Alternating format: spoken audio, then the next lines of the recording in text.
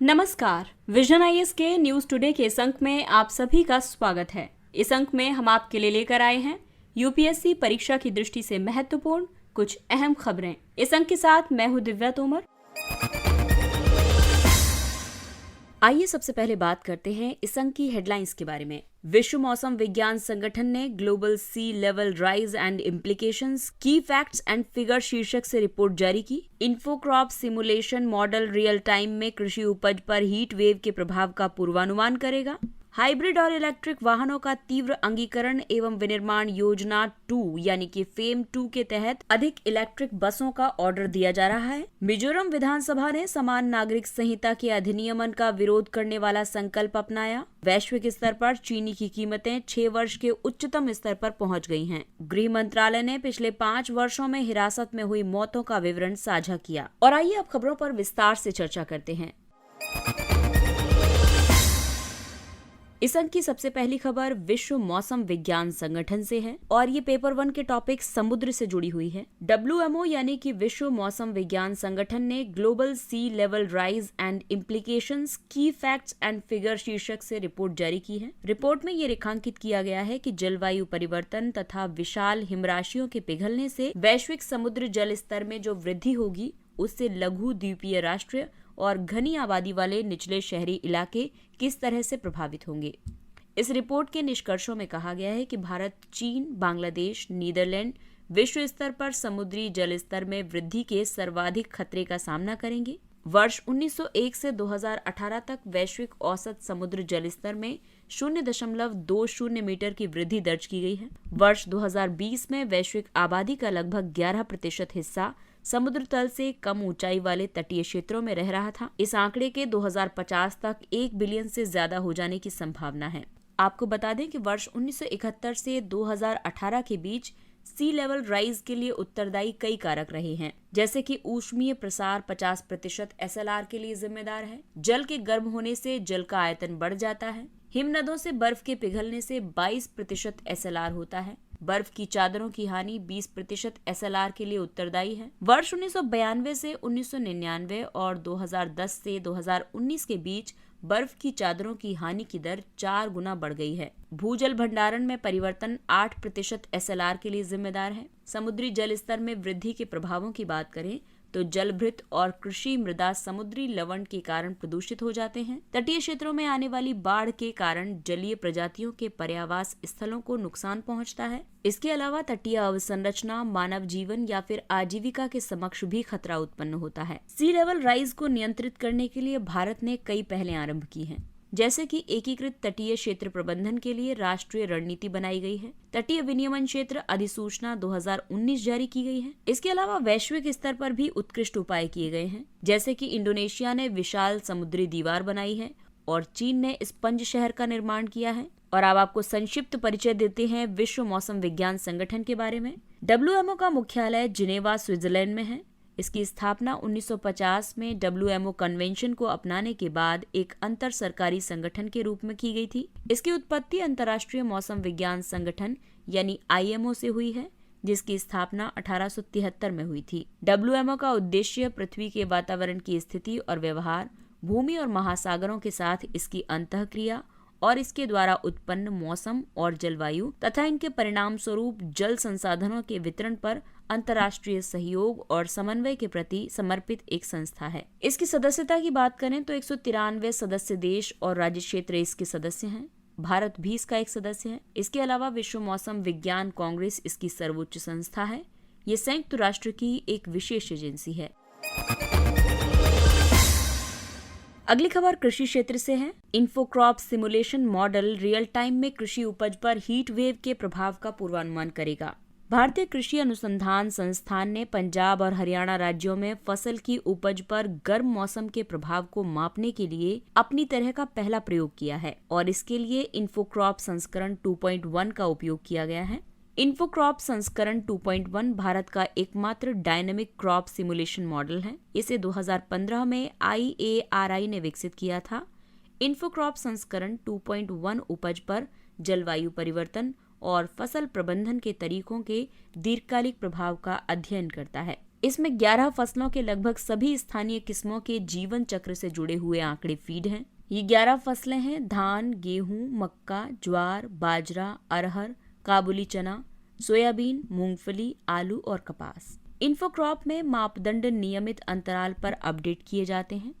ये मापदंड कई पहलुओं से संबंधित हैं। मौसम में वर्षा और तापमान, फसल वृद्धि में अनाज की विशेषताएं और पत्तियों की वृद्धि, मृदा के बारे में यहाँ जल धारण संबंधी विशेषताएं और पीएच लेवल देखा जाता है। इसके अलावा कीट और फसल प्रबंधन के तहत जैविक पदार्थ, उर्वरक और सिंचाई को देखा जाता है। कृषि पर हीट वेव और वैश्विक ताप वृद्धि का बहुत गहरा प्रभाव पड़ता है। इससे खाद्य कीमतों में वृद्धि और खाद्य उत्पादन में कमी के कारण खाद्य असुरक्षा पैदा हो सकती है। उच्च तापमान फसल उपज को कम करता है और खरपतवार और कीटों के प्रसार को बढ़ावा देता है। इसके अलावा चरम मौसमी घटनाओं की बढ़ती संख्या के कारण फसल बर्बाद हो जाती है और उत्पादन में गिरावट आती है। साथ ही प्रमुख अनाजों की पोषण गुणवत्ता में कमी आती है। क्रॉप सिमुलेशन मॉडल के महत्व की बात करें तो इससे प्रादेशिक नीति नियोजन के लिए ठोस आधार प्रदान होता है। इसके अलावा जलवायु संबंधी जोखिम प्रबंधन के लिए सूचनात्मक अनुकूली रणनीतियों का विकास करता है। इसके अलावा ये मॉडल कृषि उत्पादन प्रणालियों में दक्षता ला सकता है और साथ ही चरम मौसम की घटना के बाद राहत पैकेज प्रदान करने के लिए फसल नुकसान का आकलन सटीक कर सकता है। अगला टॉपिक है हाइब्रिड और इलेक्ट्रिक वाहनों से संबंधित। हाइब्रिड और इलेक्ट्रिक वाहनों का तीव्र अंगीकरण और विनिर्माण योजना 2 यानी फेम 2 के तहत अधिक इलेक्ट्रिक बसों का ऑर्डर दिया जा रहा है। भारी उद्योग मंत्रालय राज्य सरकारों को अधिक इलेक्ट्रिक बसों के ऑर्डर देने के लिए प्रेरित कर रहा है। मंत्रालय फेम 2 योजना के तहत 7090 ई बसों के लक्ष्य को पूरा करने पर बल दे रहा है। वर्तमान में राज्यों ने इस योजना के तहत ई बसों के संचालन के 31% यानी कि 2232 के लक्ष्य को पूरा कर लिया है। भारी उद्योग मंत्रालय ने 2015 में national electric mobility mission plan के तहत फेम योजना को शुरू किया था। इस योजना का उद्देश्य वित्तीय सहायता प्रदान करके इलेक्ट्रिक और हाइब्रिड वाहनों की खरीद को प्रोत्साहित करना था। फेम 1 को 2019 तक लागू किया गया था। इस चरण में इन 4 क्षेत्रों पर बल दिया गया था। ये 4 क्षेत्र हैं तकनीकी विकास, इलेक्ट्रिक और हाइब्रिड वाहनों की मांग पैदा करना, पायलट प्रोजेक्ट शुरू करना और चार्जिंग इंफ्रास्ट्रक्चर घटकों का निर्माण करना। फेम 2 को 2019 में 3 साल की अवधि के लिए 10,000 करोड़ रुपए के खर्च के साथ लॉन्च किया गया था। बाद में इसे मार्च 2024 तक बढ़ा दिया गया था। इसके तहत 7,000 ई बस, 5 लाख ई 3 व्हीलर, 55,000 ई 4 व्हीलर्स और 10 लाख ई 2 व्हीलर्स के जरिए बाजार में मांग पैदा करने का लक्ष्य रखा गया है। इसे इन 3 घटकों के माध्यम से लागू किया जा रहा है। ये 3 घटक हैं मांग को प्रोत्साहित करना, चार्जिंग स्टेशनों के नेटवर्क की स्थापना करना और प्रचार तथा IEC यानी सूचना, शिक्षा और संचार गतिविधियों द्वारा योजनाओं को प्रशासित करना। NEMMP 2020 को 2013 में लॉन्च किया गया था। ये एक राष्ट्रीय मिशन दस्तावेज है। ये देश में इलेक्ट्रिक वाहनों को तेजी से अपनाने और उनके विनिर्माण के लिए एक विजन और रोडमैप प्रदान करता है। मिजोरम विधानसभा ने समान नागरिक संहिता के अधिनियमन का विरोध करने वाला संकल्प अपनाया है। संविधान के अनुच्छेद 371 जी के तहत मिजोरम को उसकी सामाजिक या धार्मिक प्रथाओं, प्रथागत कानूनों और प्रक्रियाओं की रक्षा करने के लिए विशेष अधिकार दिए गए हैं। अनुच्छेद 371 जी में कहा गया है कि संसद राज्य विधानसभा की सहमति के बिना मिजो लोगों की धार्मिक या सामाजिक प्रथाओं, स्थानीय दीवानी यानी कि सिविल एवं आपराधिक कानून, भू स्वामित्व हस्तांतरण और प्रथागत कानूनी प्रक्रिया के मामलों पर निर्णय नहीं ले सकती है। समान नागरिक संहिता एक ऐसे एकल कानून को कहते हैं जो सभी नागरिकों पर उनके व्यक्तिगत मामलों जैसे कि विवाह, तलाक, गोद लेने और विरासत पर लागू होता है। ये संविधान के अनुच्छेद 44 के तहत आता है। इस अनुच्छेद के अनुसार राज्य भारत के संपूर्ण राज्य क्षेत्र में नागरिकों के लिए एक समान नागरिक संहिता लागू करने का प्रयास करेगा। अब इसमें समान नागरिक संहिता के पक्ष में जो लोग तर्क देते हैं उनका कहना यह है कि ये लैंगिक न्याय को मजबूत करेगी, क्योंकि ज्यादातर धार्मिक या प्रथागत पर्सनल लॉ पुरुषों के पक्ष में होते हैं। ये अलग अलग समुदायों के लोगों के विवाह, उत्तराधिकार आदि मामलों के संबंध में कानूनों में विसंगति को समाप्त करेगी। इससे कई न्यायिक निर्णय लागू किए जा सकेंगे। मोहम्मद अहमद खान बनाम शाहबानो बेगम 1985 एक ऐसा ही मामला था जिसमें न्यायिक निर्णय लागू नहीं हो सका था। वहीं समान नागरिक संहिता के विरोध में भी कुछ तर्क दिए जाते हैं। उसमें ये कहा गया है कि यूसीसी न तो आवश्यक है और न ही वांछनीय है। यह अल्पसंख्यकों के अधिकार और धार्मिक स्वतंत्रता के अधिकार को समाप्त कर सकता है। संसद के पास पर्सनल लॉ पर कानून बनाने का अनन्य अधिकार नहीं है, क्योंकि ये समवर्ती सूची का विषय है। अब चीनी कम गाना तो आप लोगों ने सभी ने सुना होगा। तो अब वक्त आ गया है कि हमको चीनी कम वाकई में करनी पड़ेगी, क्योंकि वैश्विक स्तर पर चीनी की कीमतें 6 वर्ष के उच्चतम स्तर पर पहुंच गई हैं। चीनी की वैश्विक कीमतों में वृद्धि के कई कारण हैं, जैसे कि भारत सहित कुछ देशों में कम उत्पादन की आशंका है। इसके अलावा भारत सरकार द्वारा मौजूदा सीजन में 6 मिलियन टन से अधिक के निर्यात की अनुमति नहीं देने की संभावना है। और चीनी के कम उत्पादन के लिए जो उत्तरदायी कारक हैं, उसमें ऐसा कहा जा रहा है कि ज्यादा वर्षा की वजह से महाराष्ट्र और कर्नाटक में गन्ने की फसल प्रभावित हुई है। वहीं ब्राजील को गन्ने की फसल के परिवहन में लॉजिस्टिक संबंधी समस्याओं का सामना करना पड़ रहा है। इसके अलावा यूरोपीय संघ में नियोनिक्स लेपित चुकंदर के बीज के उपयोग के खिलाफ निर्णय आने से इस चुकंदर की कम उपज होने की आशंका है। आपको बता दें कि नियोनिक्स की कोटिंग इसलिए की जाती है ताकि फसलों को कीटों से बचाया जा सके। इसके अलावा एक और महत्वपूर्ण कारक ये है कि चीनी प्रांत गुआंगशी सूखे का सामना कर रहा है। चीनी एक बहुत ही महत्वपूर्ण कृषि आधारित उद्योग है। ये 50 मिलियन गन्ना किसानों और सीधे चीनी मिलों में कार्यरत लगभग 5 लाख श्रमिकों की ग्रामीण आजीविका को प्रभावित करता है। वर्ष 2021-22 में भारत विश्व में चीनी का सबसे बड़ा उत्पादक और उपभोक्ता बनकर उभरा है। साथ ही विश्व का दूसरा सबसे बड़ा चीनी निर्यातक देश भी बना है। वर्ष 2021-22 में महाराष्ट्र चीनी का सबसे बड़ा उत्पादक राज्य था और उत्तर प्रदेश दूसरे स्थान पर था। भारत में चीनी क्षेत्र की अपनी समस्याएं हैं, जैसे कि कम उपज की वजह से उत्पादन लागत ज्यादा हो जाती है और गन्ना से चीनी की प्राप्ति दर कम रही है। पेराई का छोटा मौसम भी बड़ी समस्या है। चीनी क्षेत्र को बढ़ावा देने के लिए कई पहलें आरंभ की गई हैं, जैसे कि वर्ष 2009-10 से गन्ने का उचित और लाभकारी मूल्य यानी FRP प्रदान किया जा रहा है। इसके अलावा गन्ने का बकाया मूल्य चुकाने के लिए बैंकों के माध्यम से चीनी मिलों को कम ब्याज दर पर ऋण दिया जा रहा है। गन्ना आरक्षण क्षेत्र लागू किया गया है। ये चीनी मिलों द्वारा एक निर्धारित क्षेत्र के भीतर किसानों से गन्ने की खरीद से संबंधित है। और अगला टॉपिक गृह मंत्रालय से जुड़ा हुआ है। गृह मंत्रालय ने पिछले 5 वर्षों में हिरासत में हुई मौतों का विवरण साझा किया है। मंत्रालय की रिपोर्ट के मुताबिक 2018 से 2022 तक हिरासत में मौत के सबसे ज्यादा मामले गुजरात में दर्ज किए गए हैं और इसके बाद महाराष्ट्र तथा उत्तर प्रदेश का स्थान है। केंद्र शासित प्रदेशों में हिरासत में मौत की सबसे अधिक घटनाएं दिल्ली में और उसके बाद जम्मू और कश्मीर से दर्ज की गई हैं। हिरासत में हिंसा मुख्य रूप से पुलिस हिरासत और न्यायिक हिरासत में हिंसा को कहा जाता है। मौत के अलावा बलात्कार और यातना हिरासत में हिंसा के 2 अन्य रूप हैं। हालांकि हिरासत में हिंसा शब्दावली को किसी भी कानून के तहत परिभाषित नहीं किया गया है। हिरासत में होने वाली मौतों के कई कारण हैं, जैसे कि पुलिस द्वारा बल का उपयोग करने की पारंपरिक आदत बनी हुई है, जेल में भीड़भाड़ से कैदियों के बीच हिंसा को बढ़ावा मिलता है या वे आत्महत्या करने के लिए मजबूर हो जाते हैं। इसके अलावा चिकित्सा सुविधाओं, भोजन जैसी बुनियादी सेवाओं में कमी भी हिरासत में मौत की बड़ी वजह है। हालांकि इस संबंध में कई संवैधानिक सुरक्षा उपाय किए गए हैं, जैसे कि अनुच्छेद 20 अपराधों की दोष सिद्धि के खिलाफ सुरक्षा का अधिकार देता है, अनुच्छेद 21 जीवन और स्वतंत्रता का अधिकार देता है और अनुच्छेद 22 कुछ परिस्थितियों में गिरफ्तारी और निरोध से संरक्षण का अधिकार देता है। वैधानिक सुरक्षा उपायों में शामिल है भारतीय दंड संहिता की धारा 330 और 331, भारतीय साक्ष्य अधिनियम की धारा 25 और 26, पुलिस अधिनियम 1861 की धारा 29, जिसे पुलिसकर्मियों द्वारा स्वीकारोक्ति प्राप्त करने के यातना का सहारा लेने की प्रवृत्ति को रोकने के लिए अधिनियमित किया गया था। हिरासत में हिंसा को रोकने में भी कई चुनौतियां हैं, जैसे कि मजबूत कानून की कमी है, क्योंकि भारत ने अभी तक हिरासत में हिंसा को आपराधिक नहीं बनाया है। पुलिस जवाबदेही की कमी है, साथ ही जेलों की स्थिति दयनीय है और गवाह को सुरक्षा देने की व्यवस्था भी कमजोर है। आपको बता दें कि भारत ने यातना के खिलाफ संयुक्त राष्ट्र कन्वेंशन 1997 की अभिपुष्टि नहीं की है। और आइए बात करते हैं कुछ अन्य महत्वपूर्ण सुर्खियों की। उपाध्यक्ष, डिप्टी स्पीकर, सुप्रीम कोर्ट ने उपाध्यक्ष का चुनाव करने में विफल रहने पर केंद्र और 5 राज्यों को नोटिस जारी किया है। ये 5 राज्य हैं राजस्थान, उत्तराखंड, मध्य प्रदेश, उत्तर प्रदेश और झारखंड।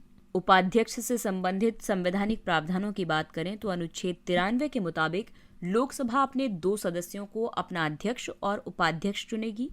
अध्यक्ष या उपाध्यक्ष का पद खाली होने पर लोकसभा किसी अन्य सदस्य को अध्यक्ष या उपाध्यक्ष चुनेगी। अनुच्छेद 95 के अनुसार यदि किसी वजह से अध्यक्ष का पद खाली है तब उसके कर्तव्यों का निर्वहन उपाध्यक्ष करेगा। यदि उपाध्यक्ष का पद भी रिक्त है तो लोकसभा का ऐसा सदस्य जिसको राष्ट्रपति इस प्रयोजन के लिए नियुक्त करे उस पद के कर्तव्यों का निर्वहन करेगा। वहीं अनुच्छेद 178 किसी राज्य की विधानसभा के अध्यक्ष और उपाध्यक्ष के पद का प्रावधान करता है और इन दोनों की कार्यकाल की अवधि 5 वर्ष होती है। अगला टॉपिक है राष्ट्रपति निशान, प्रेसिडेंट्स कलर्स। गृह मंत्रालय ने हरियाणा के करनाल में हरियाणा पुलिस को राष्ट्रपति निशान प्रदान किया है। राष्ट्रपति निशान राष्ट्रपति द्वारा सशस्त्र बलों को प्रदान किए जाने वाला एक विशिष्ट सम्मान है। ये अवार्ड देश की असाधारण सेवा करने वाले सैन्य बलों को प्रदान किया जाता है। भारतीय नौसेना ऐसा पहला भारतीय सशस्त्र बल था जिसे वर्ष 1951 में इस अवार्ड से सम्मानित किया गया था। ये पुरस्कार किसी भी सैन्य या राज्य पुलिस को राष्ट्र के लिए कम से कम 25 वर्षों की असाधारण सेवा की मान्यता में दिए जाने वाला सर्वोच्च सम्मान है। ये निशान वीरता, साहस, प्रतिबद्धता, दक्षता, अखंडता और मानवता की सेवा की भावना को दर्शाता है।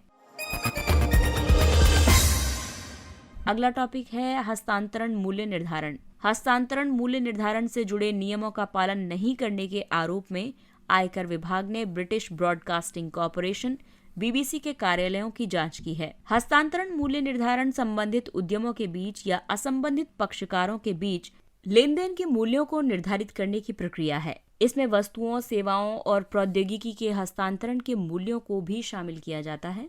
कंपनियां हस्तांतरण मूल्य निर्धारण का इस्तेमाल अपनी मूल कंपनी के समग्र कर भार को कम करने के लिए करती हैं। हस्तांतरण मूल्य निर्धारण का ये प्रभाव होता है कि मूल कंपनी अपर्याप्त कर योग्य आय या लेन देन पर ज्यादा हानि दर्शा सकती है। अगली खबर है कृषि उड़ान योजना। केंद्र कृषि उड़ान योजना के तहत 21 अन्य हवाई अड्डों को शामिल करने की योजना बना रहा है। नागर विमानन मंत्रालय ने 2020 में अंतर्राष्ट्रीय और राष्ट्रीय उड़ान मार्गों पर कृषि उड़ान योजना शुरू की थी। इसका उद्देश्य विशेष रूप से देश के उत्तर पूर्वी, पहाड़ी और जनजातीय क्षेत्रों के सभी कृषि उत्पादों के लिए निर्बाध, लागत प्रभावी और समयबद्ध हवाई परिवहन तथा संबद्ध लॉजिस्टिक्स सुनिश्चित करना है। वर्ष 2021 में कृषि उड़ान 2.0 लॉन्च की गई थी। ये कृषि उपज की ढुलाई के लिए परिवहन के माध्यमों में हवाई परिवहन की हिस्सेदारी बढ़ाने पर लक्षित है। कृषि उपज में बागवानी, मत्स्य पालन, पशुपालन और प्रसंस्कृत उत्पाद शामिल हैं। अगला टॉपिक है इलेक्ट्रॉनिक रखरखाव प्रबंधन प्रणाली और समर पोर्टल। एयरो इंडिया 2023 में रक्षा मंत्रालय ने भारतीय वायुसेना का EMMS और समर पोर्टल लॉन्च किया है। समर से मतलब है system for advance manufacturing assessment and rating. आपको बता दें कि EMMS दुनिया में लागू किए गए सबसे बड़े और तकनीकी रूप से जटिल डिजिटल उद्यम परिसंपत्ति प्रबंधन समाधानों में से एक है। ये एक सॉफ्टवेयर है जो किसी संगठन को रखरखाव से जुड़े कार्यों की स्थिति को ट्रैक करने और उपकरणों की मरम्मत का समय निर्धारित करने में मदद करता है। समर रक्षा अनुसंधान एवं विकास संगठन के वैमानिकी अनुसंधान और विकास बोर्ड का एक पोर्टल है। इसे DRDO और भारतीय गुणवत्ता परिषद ने विकसित किया है। ये रक्षा विनिर्माण उद्यमों की क्षमता को मापने के लिए एक बेंचमार्क है। अगला टॉपिक है विनाइल क्लोराइड। अमेरिका के ओहियो में विनाइल क्लोराइड सहित विषाक्त रसायनों को ले जा रही रेल दुर्घटनाग्रस्त हो गई है। इससे स्वास्थ्य और पर्यावरण संबंधी चिंताएं पैदा हो गई हैं। विनाइल क्लोराइड एक कार्सिनोजेनिक यानी कैंसर कारक गैस है। इसका अधिकतर इस्तेमाल पॉलीविनाइल क्लोराइड यानी PVC बनाने के लिए किया जाता है। ये यकृत और मुंह के कैंसर का जोखिम बढ़ाता है। विनाइल क्लोराइड के दहन से हवा में फॉस्जीन और हाइड्रोजन क्लोराइड गैस मुक्त होती है। फॉस्जीन एक अत्यधिक विषाक्त और रंगहीन गैस है। इसकी गंध तीव्र होती है और इससे उल्टी तथा श्वास लेने में तकलीफ हो सकती है। इस गैस को प्रथम विश्व युद्ध में रासायनिक हथियार के रूप में इस्तेमाल किया गया था। हाइड्रोक्लोराइड तेज गंध वाली गैस है। ये त्वचा, आंख, नाक और गले में जलन पैदा कर सकती है।